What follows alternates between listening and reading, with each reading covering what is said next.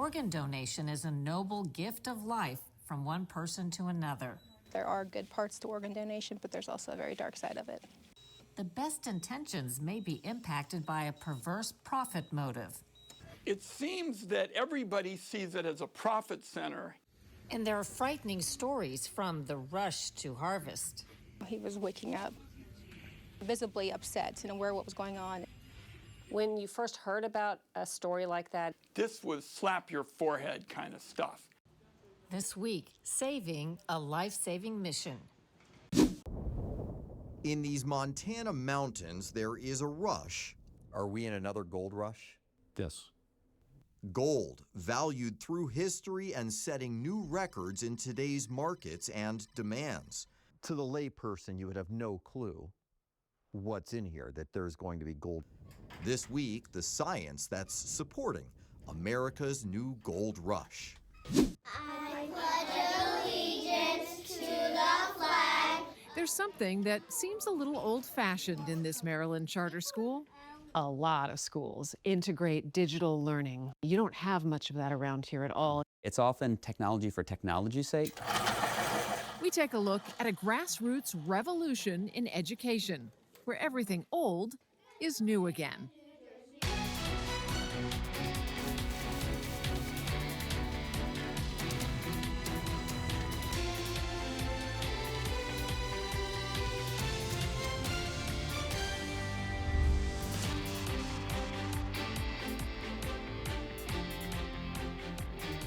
Welcome to Full Measure. I'm Sharyl Attkisson.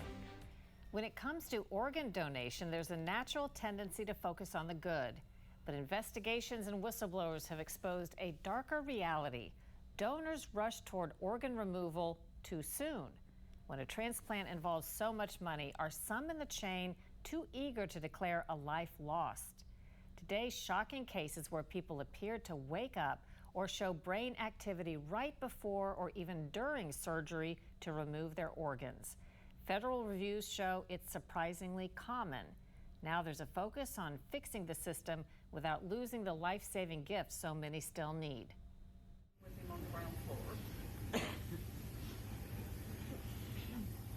After tragedy, the Honor Walk ceremony offers a powerful tribute to organ donors. This one last October in Alabama for 18-year-old Kimber Mills. She'd been shot in the head and was taken off life support 3 days later, her heart and lungs given to save lives. Since 1988, more than 500,000 U.S. organ donors have made 1.1 million transplants possible. 170 million Americans are registered donors, yet more than 100,000 people still wait. Organ procurement organizations, OPOs, are nonprofits tasked with managing removal and transfer. But major investigations have exposed disturbing cases involving the gift of life. There are some people that will take advantage of a living person and maybe see them more valuable dead than alive. As an industry insider, Nikki Martin became a whistleblower. She's a former surgical preservation coordinator for Kentucky Organ Donor Affiliates, or CODA. I just wanted to be a part of something that was a way to take something tragic and turn it into something beautiful.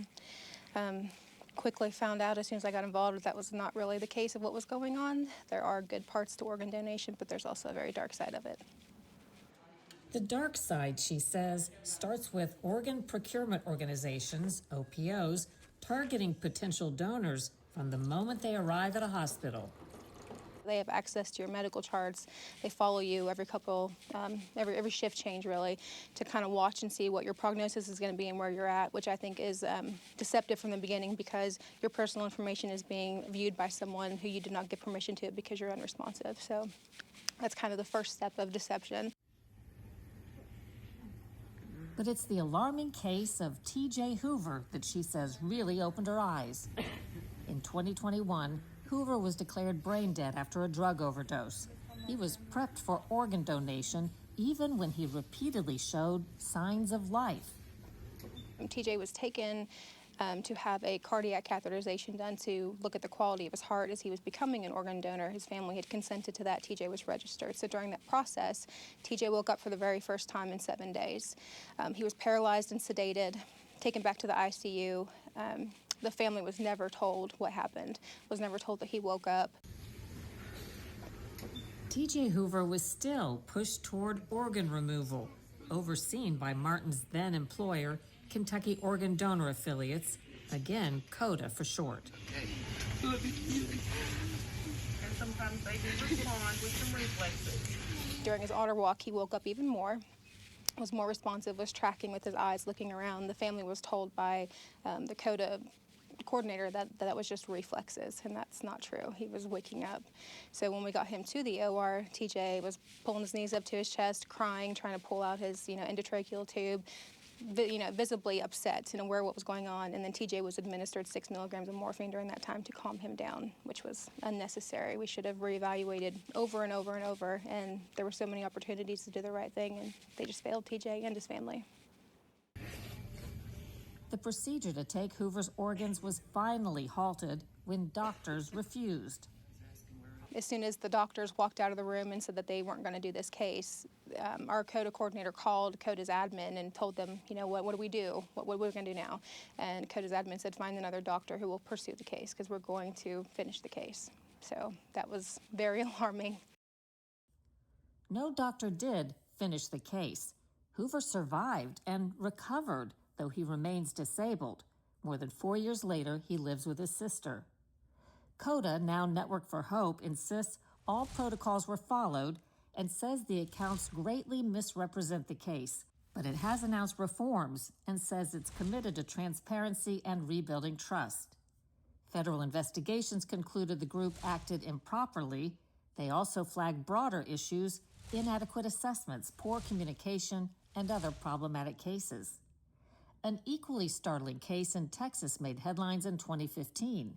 George Pickering pulled a gun and locked down a hospital to stop doctors from removing life support from his 27-year-old son, an organ donor declared brain dead.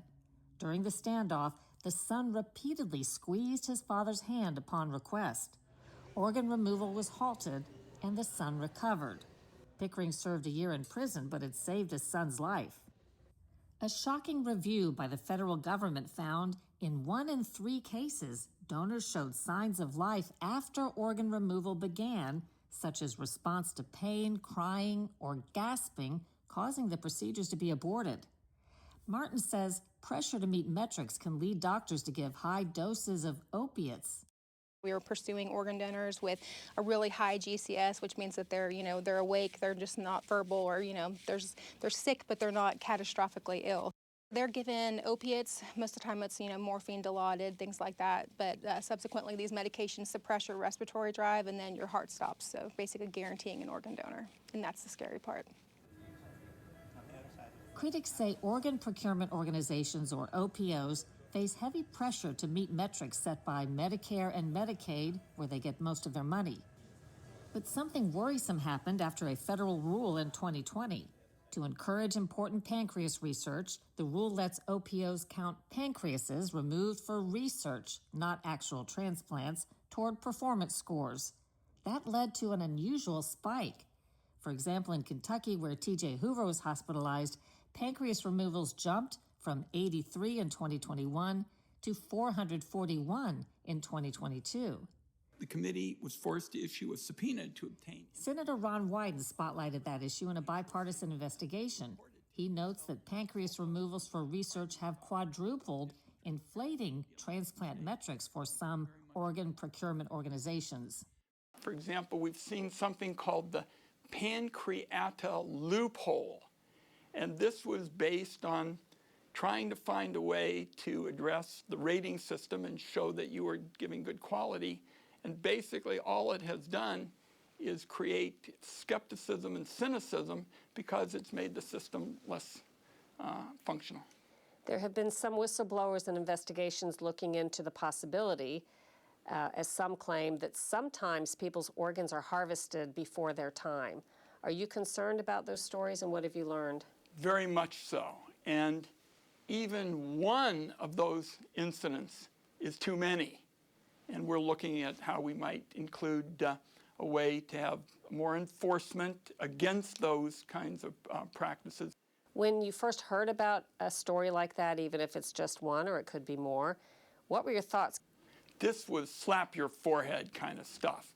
I mean, you say to yourself, how can it be? Because most of the people who work in this field are good and caring, but there are some bad apples. There hasn't been enough enforcement, and there has been, certainly in these kinds of situations you describe, a lack of training and safety. Who's making money on this? It seems that everybody sees it as a profit center in theory, but then they create incentives that just do so much damage that everybody, loses out. The system is highly profitable, even though organs aren't technically sold. A single patient can generate hundreds of thousands of dollars in tissue, with total value per body sometimes exceeding $1 million. The transplant recipient, or taxpayers through Medicare and Medicaid, pays dearly. Intermediaries, providers, hospitals, and surgeons benefit, while donors and their families get nothing. Overall, public trust has suffered, some states reporting sharp drops in new donors and spikes in people taking their names off donor lists. As part of reforms, HHS Secretary Robert F. Kennedy Jr. announced the first time an OPO has been shut down for unsafe practices and ordered all OPOs to appoint dedicated patient safety officers. Our goal is clear. Every American must trust the nation's organ procurement system. Good morning. Chairman Smith, Ranking Member Neal. Last December, whistleblower Nikki Martin testified to Congress. After I came forward as a whistleblower, the Health Resources and Services Administration launched an investigation into my former employer. In just 89 days, there were 103 cases in which the organ donation process was initiated in error. She says it's not about discouraging donating, but building a system people can trust. It's very, very needed, but I think you should always understand what you're signing up for. It should be no different than going to a surgeon and, for like a referral for a knee surgery. You want to know all the ins and outs, the risks and consequences, all the information about what's going to happen and why. Senator Wyden has proposed a bill to force stricter safety standards, tougher penalties, and close the pancreas loophole. So far, it hasn't gone anywhere. The Federal Center for Medicare Services is considering similar rule changes. Coming up, a modern-day gold rush in Montana.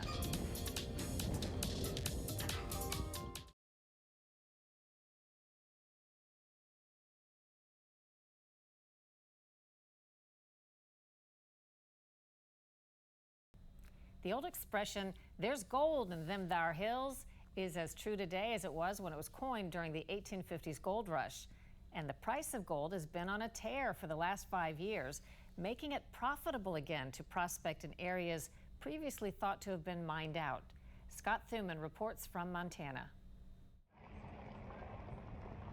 Deep in the hills of remote Montana and hitting the road with geologist and miner Eric Saderholm, we're on a modern-day hunt for one of the oldest commodities on the planet. Is this a target-rich environment out here? Yes, it is. It has been for a long time. The initial mining started roughly the late 1850s or 1860s, and that was people that were on their way, the 49ers on their way to the gold rush in California. Gold has shaped the history of America, driving Western expansion across the land. In fact, throughout human history, no other natural material has been so desired. The ancient Egyptians called gold the flesh of the gods, and today it remains the definitive symbol of wealth. While most people have heard that gold prices have been on the rise, you might not realize quite how much. 5 years ago, the average price was around $1,800 an ounce. Today, close to $5,000 an ounce, a 160% increase. In the U.S., there are roughly 70 active gold mines, the biggest in Nevada and Alaska. Are we in another gold rush? Yes, I would say this gold rush, but I see this one as sustainable more than the ones in the past. And right now, your central banks are pulling in tremendous amounts of gold with no desire to ever sell it. China's purchasing more, India's purchasing more, not for jewelry so much, but it's a stockpile just because it's a safe money. A lot of Sater-Holmes' work takes place here. As exploration manager for American Pacific Mining, he spends hours studying core samples drilled deep into the ground. So as you move down to the hole, you get into more and more massive sulfides, but the grades themselves, that's almost 3 ounces per ton gold. To the lay person, you would have no clue what's in here, that there's going to be gold or copper in this rock. Right, even to the geologist sometimes, it's such fine grained, that's why you send it to an assay lab and they tell you what you have. And he shows us where it's coming from. About 400 feet into this mine, they've found veins of gold that they think are going to hit a windfall of the metal and make it economically viable to make this a site for full-scale production.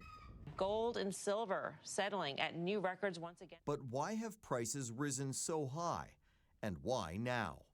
I think it's a realization that most of the money and most of the value associated with current currencies is not valid. It's not going to hold up. You can only print so many dollars until you realize you've diluted the pool so much that they're just not worth it anymore. And your inflation rates go up and your purchasing power goes down. In a day and age where ventures like Bitcoin and even polymarket betting provide opportunities for wealth, gold is still the quote-unquote gold standard. But does America have enough of it, especially compared to geopolitical foes like China? Are we as a country prioritizing gold enough? I really don't think so. Maybe a lot of things are happening secretively. We don't even know how much gold is in Fort Knox. Fort Knox in Kentucky is America's principal bullion depository.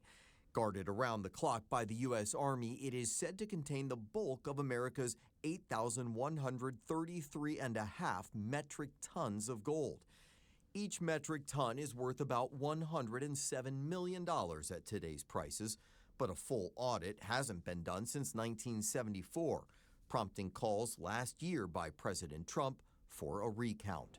We do want to look. We hope everything's fine with Fort Knox, but we're going to go to Fort Knox, the fabled Fort Knox, and make sure the gold is there. Where would this husband brought up? If the gold isn't there, we're going to be very upset. That visit to check on the gold hasn't happened so far. China, by contrast, has 2,300 metric tons of gold, about 1/3 of what the U.S. has, but many analysts believe the country actually has much more, and it's been on an aggressive buying spree for years to stockpile gold. Right above where Sater-Holmes and his team are digging now is a reminder of this area's rich potential, both for gold and what's often found with it, copper. Behind me here is the old Broadway mine, which ran from the 1890s until the mid-1940s. And in all that time, they pulled out just 144,000 ounces of gold.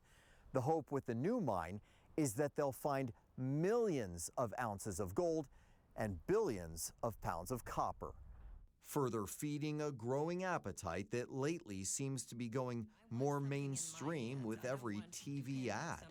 Have you thought about owning gold in a retirement portfolio? Why should the average American care about this need for more gold? So the realization that a true value of from thousands of years ago, having gold in your hand meant something, has come full circle. If his predictions and prospecting pay off, this could put Montana back on the gold mining map. For Full Measure, I'm Scott Thuman in Montana. Coming up on Full Measure, why some schools are rejecting high-tech trends and going back to basics.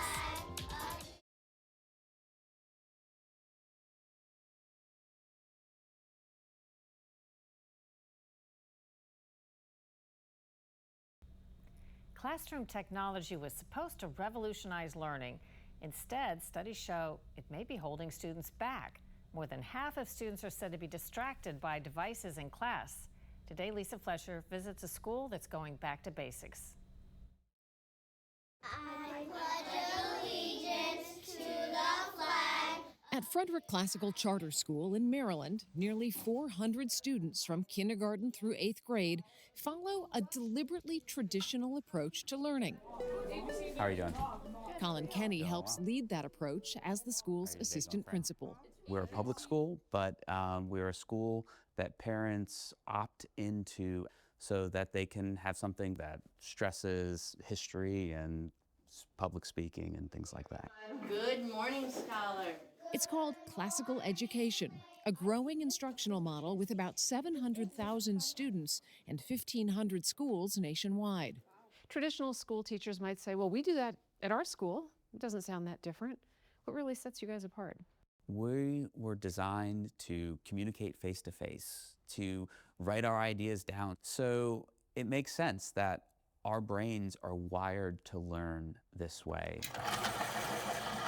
In classrooms here, that philosophy shows up in a simple way: more pens and pencils and fewer screens. Research suggests that matters. Studies show students who write by hand tend to produce higher quality work and retain more information than those who type. A lot of schools integrate digital learning. You don't have much of that around here at all. Why make that choice? It's often technology for technology's sake. That runs counter to the direction many schools have taken, spending about $30 billion on education technology in just 2024, with 88% of public schools providing every student with a device, usually a laptop. At the same time, distraction is a constant. One report found kids receive hundreds of phone notifications a day, almost 10 per hour during the school day. Distractions you won't find in these classrooms, including for first grader Aubrey Robinson. What do you like best about this school? I like all the teachers and that they're friendly. Her brother Carter is in fourth grade. I like math the best. Why? I'm good at it and I can understand it well. Their mother, Brianna Robinson, says the approach is working for her kids. For me, I learn better when it is like face-to-face education. And so for my kids, I definitely wanted them to have those aspects of education so that it would be a very rich education experience. So first, stand and read loudly. As parents and lawmakers reconsider how much technology belongs in the classroom, schools like this are betting that sometimes less I will learn the truth. may actually be more. In Frederick, Maryland, I'm Lisa Fletcher for Full Measure. After a break, what's ahead next week on Full Measure?